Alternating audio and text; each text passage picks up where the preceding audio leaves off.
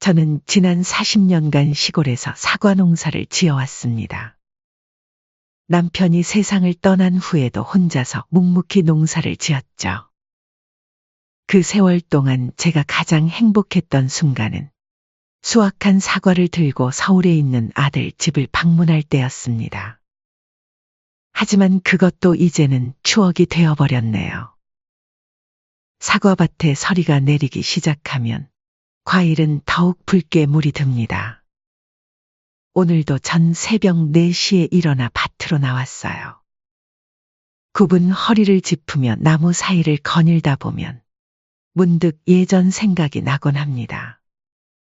아들 성수가 아직 걸음마도 떼기 전 여기서 엉금엉금 기어다니던 모습이 떠오르면 절로 미소가 지어지죠. 성수 어머님, 오늘도 일찍 나오셨네요. 옆집 순자 씨가 밭두렁에서 고개를 내밀었습니다. 순자 씨는 저보다 10년은 젊지만 우리 동네에서 제일 마음 맞는 이웃이에요. 요새도 허리 아프시다더니 왜 이러고 계세요?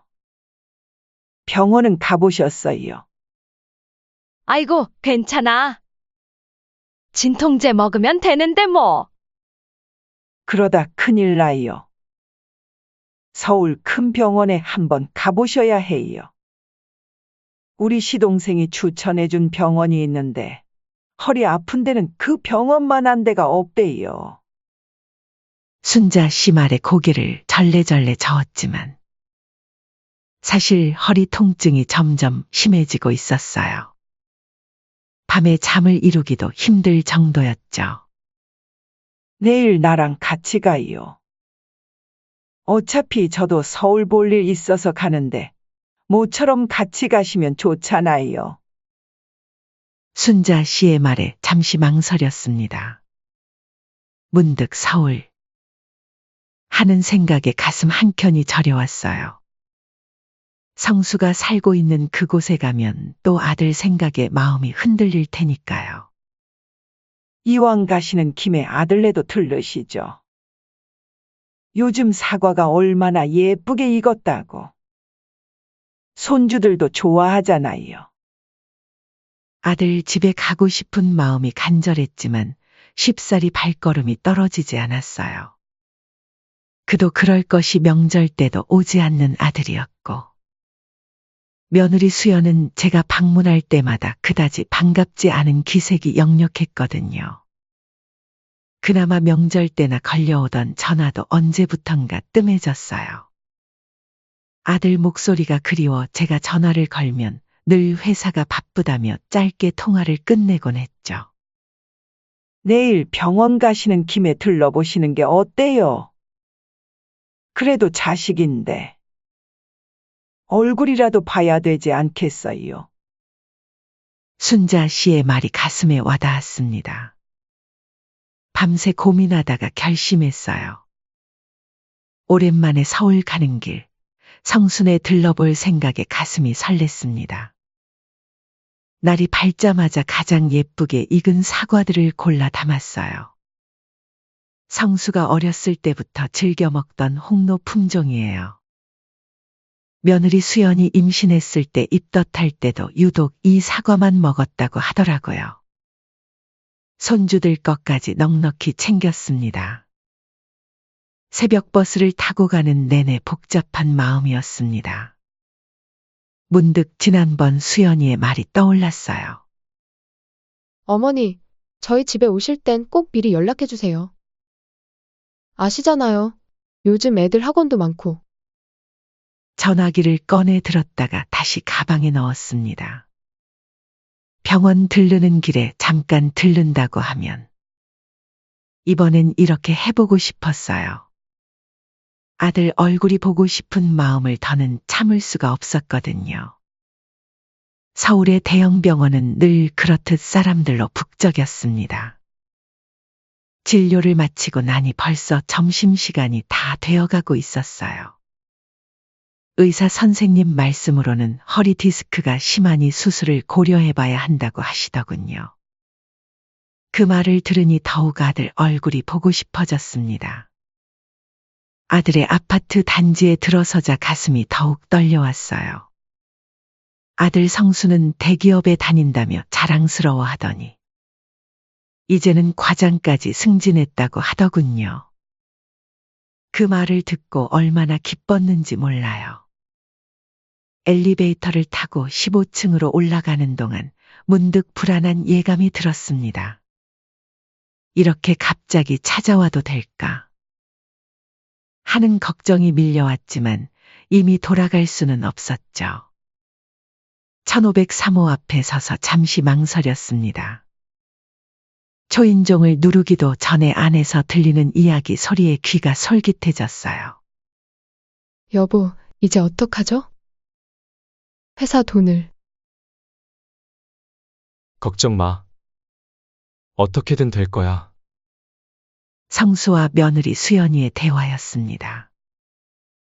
그 순간 제 손에 들린 사과 상자가 천근만근 무거워졌어요. 돌아갈까? 고민하던 그때 안에서 걸어 나오는 발소리가 들렸습니다. 떨리는 손으로 초인종을 눌렀어요. 문이 열리고 며느리의 놀란 얼굴이 보였습니다. 그리고 그 뒤로 성수의 굳어진 표정이 보였죠. 어머니. 이렇게 갑자기 오시면 어떡해요? 며느리의 목소리에는 당혹감이 가득했습니다. 현관문은 겨우 손바닥 크기만큼만 열린 채였어요.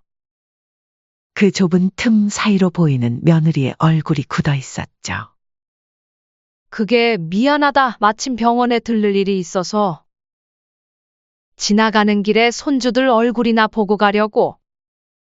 할머니다. 조용히 해. 민철아. 방으로 들어가.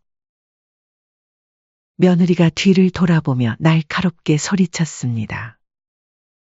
어머니, 오늘은 정말 안 될 것 같아요.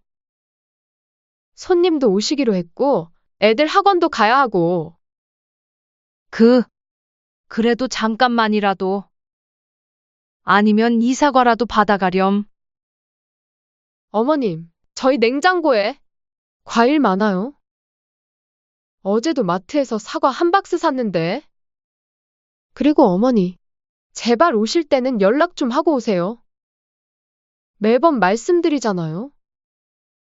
갑자기 오시면 저희도 당황스럽고. 수연아, 누구야?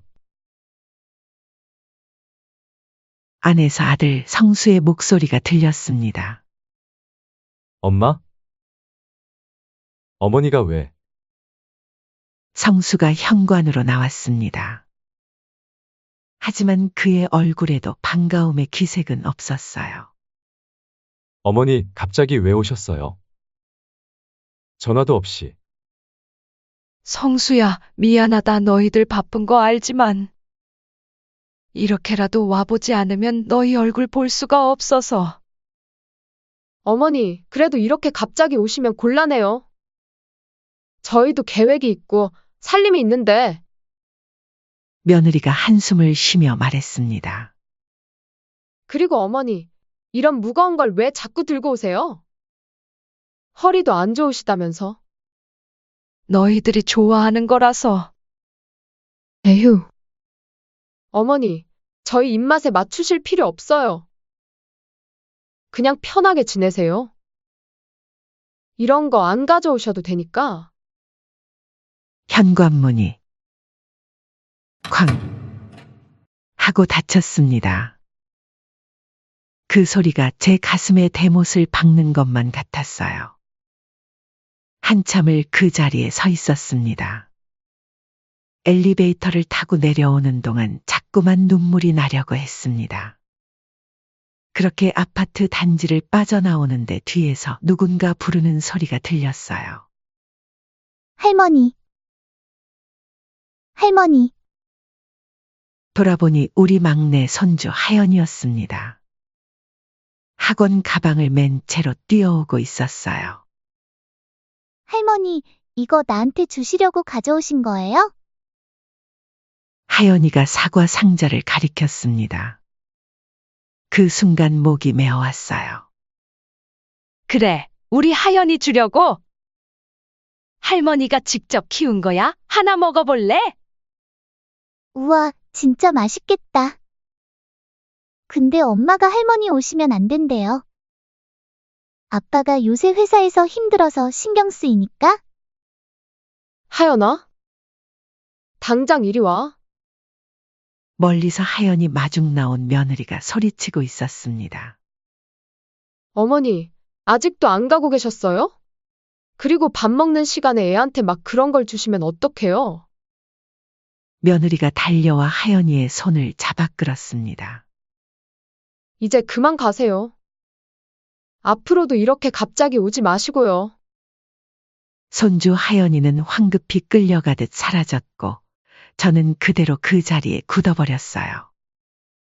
터미널로 돌아가는 길, 갑자기 다리에 힘이 풀려 길가 벤치에 주저앉고 말았습니다. 허리가 아픈 건지 마음이 아픈 건지 구분이 가지 않았어요. 할머니, 괜찮으세요? 지나가던 젊은 여자가 걱정스러운 눈빛으로 물었습니다. 저기 앞에 제가 운영하는 카페가 있어요. 잠시 들어가서 쉬다 가시는 게 어떠세요? 그 여자의 이름이 정은이었습니다. 카페 주인이었죠. 따뜻한 차를 마시며 이야기를 나누다 보니 마음이 조금은 가라앉는 것 같았어요. 할머니, 사과 정말 맛있네요. 이런 사과는 처음 먹어봐요. 마트에서 파는 것과는 차원이 다르네요. 정은 씨가 제가 들고 있던 사과를 베어 물며 말했습니다. 요즘 사과들은 보기에만 예쁘지 맛은 없잖아요. 근데 이건 달달하면서도 단단하고 정말 귀한 사과예요. 그래요? 우리 아들도 어렸을 때는 이 사과를 그렇게 좋아했었는데. 할머니, 혹시 이 사과 저희 카페에서 팔아보면 어떨까요? 정은 씨의 말에 고개를 들었습니다. 그녀의 눈빛이 반짝였어요. 요즘 사람들이 이런 정성 들인 먹거리를 찾거든요.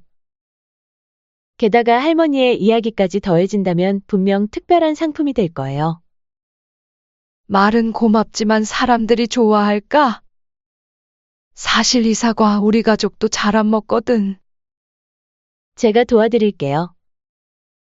할머니는 그저 평소처럼 사과만 키우시면 돼요. 나머지는 제가 알아서 할게요. 순간 머릿속이 복잡해졌습니다. 그동안 사과는 그저 성순의 가족에게 전해주기 위한 것이었는데 터미널로 향하는 길, 정은 씨가 명함을 건네며 말했습니다. 다음 주에 시간 되시면 다시 오세요. 그때 자세히 이야기 나눠요. 분명히 사람들이 좋아할 거예요. 집으로 돌아오는 버스 안에서 창밖을 바라보며 생각했습니다. 오늘 하루가 꿈만 같았어요. 밤이 되어 전화기가 울렸습니다. 성수였어요. 어머니, 오늘 죄송해요. 어쩔 수 없었어요. 아시잖아요. 그래, 미안하다. 앞으로는 연락하고 오세요. 그리고 어머니, 혹시 돈 좀 있으신가요? 전화를 끊었습니다. 이제는 더 이상 듣고 싶지 않았어요. 그날 밤 처음으로 제 삶을 돌아보게 되었습니다. 남편 없이 혼자 아들 키우느라 허리가 굽도록 일했던 세월. 그 모든 것이 이제는 제게 돌아오는 게 하나도 없다는 게 너무 서글펐어요. 창밖으로 보이는 사과나무들이 달빛에 희미하게 빛났습니다. 그러다 문득 정은 씨의 말이 떠올라 다음날 명함에 적힌 번호로 전화를 걸었죠. 어쩌면 이제는 제 인생을 새롭게 시작해야 할 때인지도 모르겠다는 생각이 들었습니다. 그렇게 우연한 계기로 정은 씨와 함께 시작한 사과 판매는 생각보다 더 큰 성공을 거뒀습니다. 시골 어머니의 정성 담긴 유기농 사과라는 콘셉트로 시작한 카페 판매가 입소문을 타더니 어느새 전국 각지에서 주문이 밀려들었어요. 운도 좋았어요. 그때는 한창 유기농이 대세였던 시기였거든요. 어머님, 이제는 납품 계약 문의도 들어와요. 백화점에서도 연락이 왔다니까요. 정은 씨의 얼굴에는 늘 웃음이 가득했습니다. 처음에는 카페에서 조금씩 팔기 시작한 제 사과가 SNS에서 화제가 되면서 전국 각지에서 주문이 들어오기 시작했어요. 이런 맛있는 사과는 처음이에요. 어머니의 정성이 느껴져요. 시중에 파는 사과와는 달라요. 이게 진짜 사과 맛이죠. 손님들의 칭찬이 이어졌고 정은 씨는 제 이야기를 예쁘게 담아 포장을 만들었습니다. 어머님, 이제는 매장도 하나 내야 할 것 같아요. 카페에서 파는 것만으로는 감당이 안 돼요. 정은 씨 말대로였어요. 사과를 사려고 줄을 서는 손님들로 카페가 매일 붐볐고 온라인 주문은 하루가 다르게 늘어났습니다. 시골 할머니의 사과가 SNS에서 대박났다. 는 기사도 났어요. 방송국에서 취재도 오고 백화점에서는 입점 제안이 들어왔습니다. 제가 평생 농사 지으며 꿈꾸지도 못했던 일들이 현실이 되어가고 있었죠. 매일 아침 사과밭에 나가는 일이 더욱 즐거워졌습니다. 농사일이 힘들 때면 정은 씨가 보내준 손님들의 감사 편지를 읽곤 했어요. 제 사과를 먹고 어린 시절 할머니 집이 생각난다는 분도 있었고, 아픈 부모님께 드렸더니 처음으로 맛있게 드셨다는 분도 있었죠. 그러던 어느 날이었습니다. 어머니, 오랜만이에요. 며느리 수연이 환한 얼굴로 카페에 들어섰습니다. 석 달 전만 해도 문전박대하던 그 며느리가 이제는 마치 다른 사람처럼 달라져 있었어요. 어머니, 이제 왜 연락도 안 하세요? 너무하시네요. 저희가 얼마나 어머니 보고 싶어 했는지 아세요? 그래. 갑자기 웬일이니? 아니, 어머니 사업이 이렇게 잘 되고 계시다고 해서 축하드리러 왔죠. 성수 씨도 어머니 자랑을 엄청 하더라고요. 순간 가슴이 덜컥 내려앉았습니다. 그동안 연락 한 번 없던 아들이 갑자기 제 자랑을 했다니. 석연치 않은 느낌이 들었어요. 어머니, 저희도 이제 도움이 될 수 있을 것 같아요. 성수 씨가 회사 다니면서 경영 공부도 많이 했고, 어머니 사업 더 크게 키워드릴 수 있을 것 같아요. 며느리 수연이의 말에 정은 씨가 커피를 내오며 끼어들었습니다. 어머님은 이미 저와 함께 사업을 하고 계시는데요. 아, 정은 씨. 그래도 저희가 어머님 자식이잖아요. 어머님 사업인데 자식이 도와드리는 게 당연하죠. 수연이의 말투에 어딘가 날이 서 있었습니다. 정은 씨도 그걸 느꼈는지 표정이 굳어졌어요. 다음 날은 아들 성수가 찾아왔습니다. 어머니, 이제 그만 고생하시고 저희한테 맡기세요. 제가 회사에서 배운 경영 노하우도 있고 어렸을 때 엄마가 농장 운영하는 것도 보고 자랐으니 사업 더 크게 키워드릴게요. 성수야, 지금도 충분해. 정은 씨가 잘해주고 있어. 정은 씨가 뭘 한다고요? 어머니, 이건 우리 가족 일이에요. 남이 끼어들 일이 아니라고요. 솔직히 말해서 정은 씨가 우리 덕 본 거잖아요. 성수의 말에 화가 났습니다. 제가 어려울 때는 외면하더니 이제 와서 이게 뭔가요? 어머니, 잘 생각하셔야 해요. 세상에 사기꾼이 얼마나 많다고요. 역시나 아무리 제 아들이지만 돈 냄새 하나는 기가 막히게 맞더군요. 아들은 제 사업에 투자까지 하겠다며 지분을 요구했어요. 성수야, 이건 내가 처음부터 정은이와 함께 시작한 거야. 내가 끼어들 일이 아니야. 어머니! 고집 좀 그만 부리세요. 제가 얼마나 어머니 생각했는지 아세요? 이제 와서 남인정은 씨 편만 드시고, 남이라고? 널 문전박대할 때 정은이는 나를 따뜻하게 맞아줬어. 내가 언제 나를 생각한 적이 있었니? 그날 이후 성수와 며느리 수연이는 매일같이 찾아왔습니다. 처음에는 달콤한 말로 회유하더니 점점 태도가 달라졌어요. 이튿날 아침 평소처럼 사과밭에서 일하고 있는데 아들 내외가 또 찾아왔습니다. 어머니, 우리 얘기 좀 해요. 며느리 수연이가 달콤한 목소리로 말을 걸었습니다. 어머니, 이제 와서 남인정은 씨랑 똑같이 하시면 안 되죠. 저희가 얼마나 서운한지 아세요? 자식인 저희를 두고 왜 남이랑? 그래, 너희가 서운하다고. 내가 얼마나 서러웠는지는 생각해봤니? 사과나무 사이로 불어오는 바람이 차가웠습니다. 문득 그날이 떠올랐어요. 한겨울에 문 앞에서 쫓겨났던 그날의 기억이. 어머니, 그때는 저희가 잘못했죠. 인정할게요. 이제는 달라질 거예요. 그러니까 저희가 효도하겠다는 거잖아요. 어머니도 이제 일 그만 쉬시고요. 효도? 지금 와서 그런 말이 나오니? 어머니, 저희가 자식이잖아요. 이런 중요한 일을 왜 남이랑 하세요? 피도 안 섞인 정은 씨가 뭐라고. 그때였어요. 참았던 울분이 터져나왔습니다. 남이라고? 그래, 정은이는 남이야. 하지만 그 남인 정은이가 너희보다 더 따뜻하게 대해줬어? 내가 쓰러질 것 같을 때 손잡아준 건 정은이었고, 내 이야기에 귀 기울여준 것도 정은이었어? 어머니, 너희는 어디 있었니?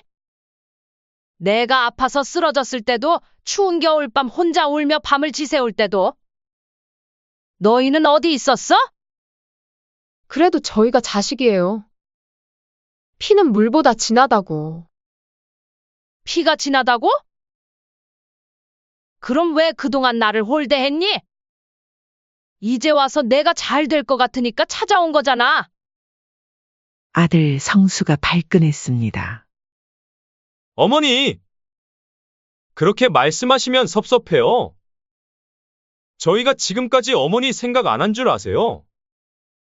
그래도 어머니 자식인데. 그만해. 더는 듣고 싶지 않아.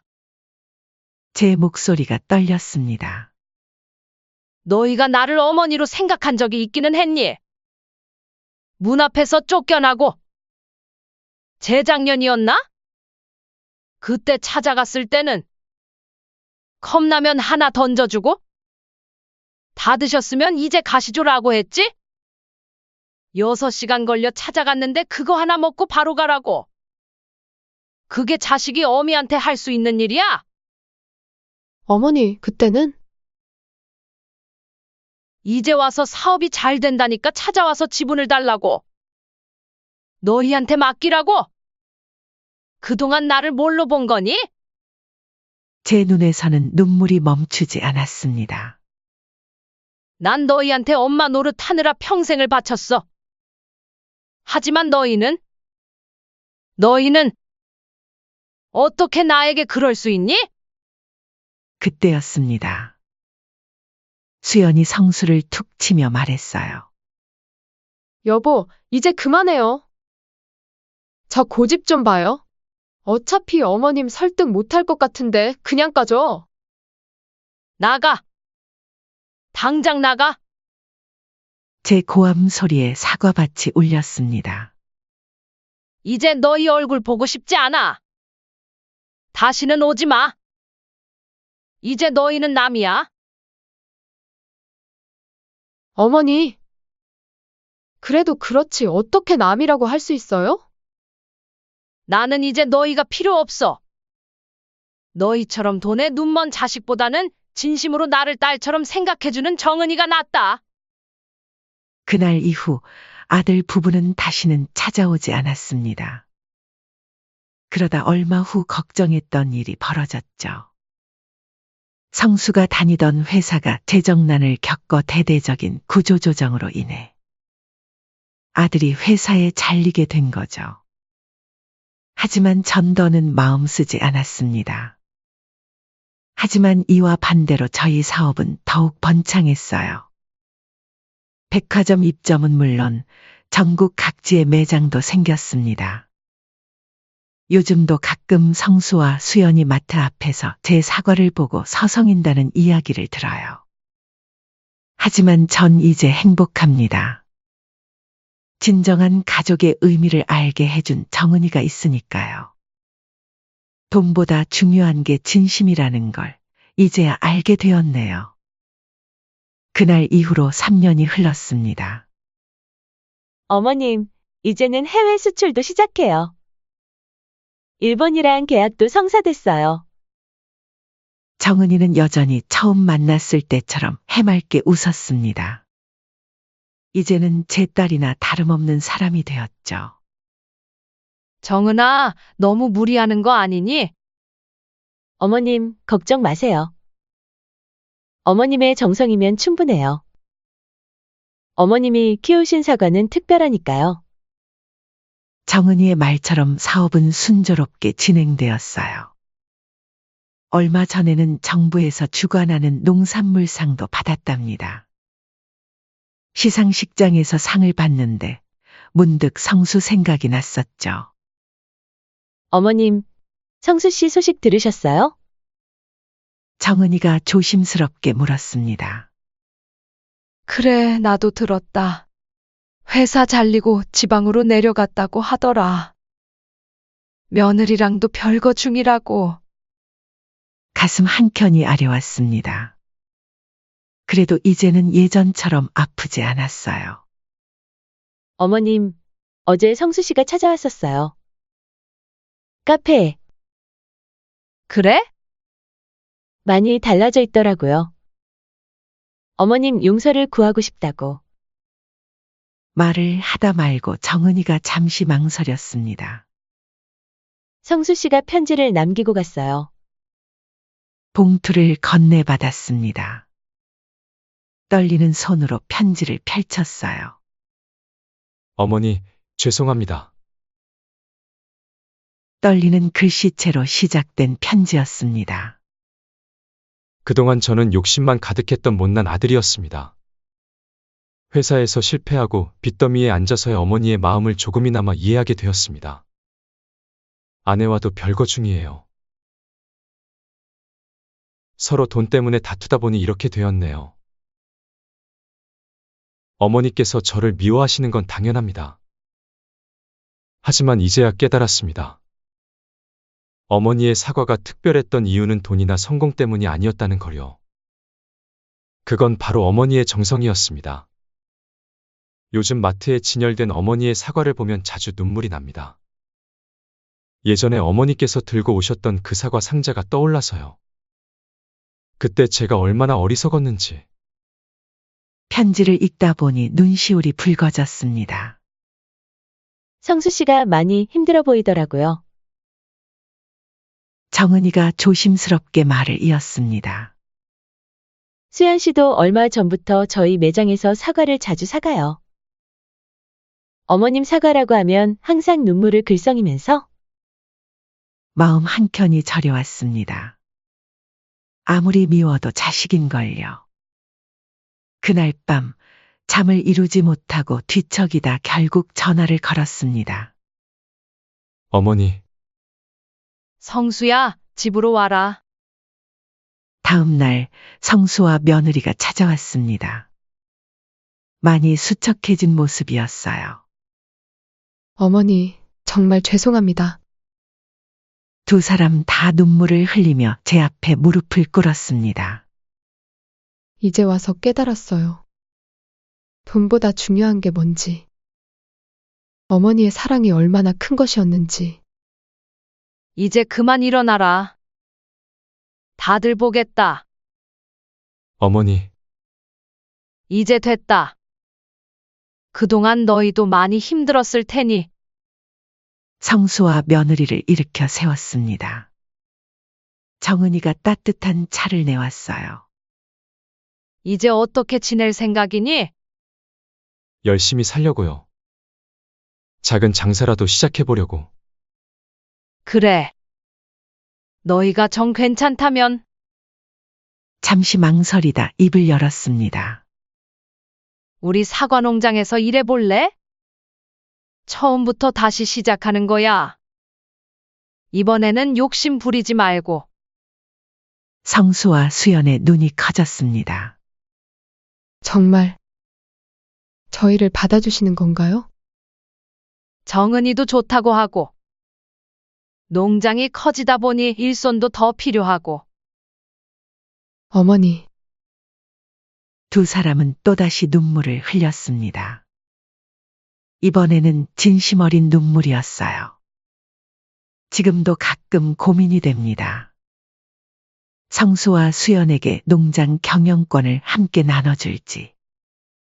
아직은 시기상조일까요? 그래도 요즘 두 사람을 보면 예전과는 많이 달라진 것 같아요. 새벽부터 나와 묵묵히 일하는 모습을 보면 대견하기도 하고. 여러분은 어떻게 생각하시나요? 이제 진정으로 뉘우치고 변화한 자식들에게 다시 한번 기회를 주는 게 좋을까요? 아니면 좀 더 지켜보는 게 나을까요? 때로는 용서가 더 큰 사랑이 될 수도 있겠지만, 섣부른 결정이 될 수도 있을 것 같아 망설여지네요. 제가 어떤 선택을 하는 게 좋을까요? 댓글로 의견 남겨주시면 정말 감사드리겠습니다.